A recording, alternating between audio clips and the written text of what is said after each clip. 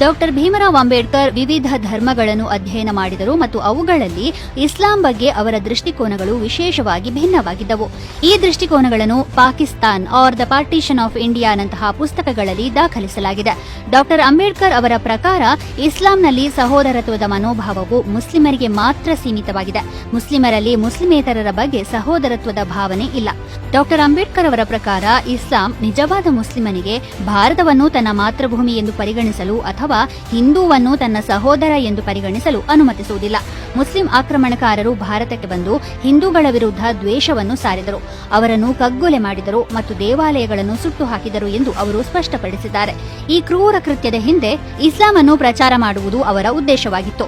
ಭಾರತದಲ್ಲಿ ಇಸ್ಲಾಂನ ಬೀಜಗಳನ್ನು ಈ ರೀತಿಯಲ್ಲಿ ಬಿತ್ತಲಾಯಿತು ಮತ್ತು ಇಂದು ಆ ಬೀಜಗಳು ಬೃಹತ್ ಮರದಂತೆ ಹರಡಿವೆ ಎಂದು ಅಂಬೇಡ್ಕರ್ ಹೇಳಿದ್ದಾರೆ. ಇಸ್ಲಾಂನಲ್ಲಿ ಅಂತರ್ಗತವಾಗಿರುವ ಜಿಹಾದ್ ಪರಿಕಲ್ಪನೆಯ ಬಗೆಗೂ ಅಧ್ಯಯನವನ್ನು ಕೈಗೊಂಡ ಅಂಬೇಡ್ಕರ್ ಜಿಹಾದ್ನ ಉದ್ದೇಶ ಇಡೀ ಪ್ರಪಂಚದಾದ್ಯಂತ ಇಸ್ಲಾಂ ಹರಡುವುದು ಎಂದು ಕಂಡುಕೊಂಡರು. ಇಸ್ಲಾಂನಲ್ಲಿ ಮಹಿಳೆಯರ ಸ್ಥಾನಮಾನದ ಬಗ್ಗೆ ಕೂಡ ಡಾಕ್ಟರ್ ಅಂಬೇಡ್ಕರ್ ಕಳವಳ ವ್ಯಕ್ತಪಡಿಸಿದರು. ಇಸ್ಲಾಂನಲ್ಲಿ ಮಹಿಳೆಯರ ಹಕ್ಕುಗಳು ಸೀಮಿತವಾಗಿದ್ದರೂ ಪುರುಷರು ವ್ಯಾಪಕ ಹಕ್ಕುಗಳನ್ನು ಅನುಭವಿಸುತ್ತಾರೆ ಎಂದು ಅವರು ಗಮನ ಸೆಳೆದರು. ಇಸ್ಲಾಮಿಕ್ ಕಾನೂನಿನಡಿಯಲ್ಲಿ ಒಬ್ಬ ಪುರುಷನಿಗೆ 4 ವಿವಾಹಗಳನ್ನು ಮಾಡಿಕೊಳ್ಳಲು ಅನುಮತಿ ಇದೆ ಮತ್ತು ಮಹಿಳಾ ಗುಲಾಮರನ್ನು ಇಟ್ಟುಕೊಳ್ಳಲು ಕೂಡ ಪ್ರತ್ಯೇಕ ಅವಕಾಶ ಇದೆ. ಇದು ಮುಸ್ಲಿಂ ಮಹಿಳೆಯರ ಮೇಲೆ ವಿಶೇಷವಾಗಿ ಪ್ರತಿಕೂಲ ಪರಿಣಾಮ ಬೀರುತ್ತದೆ.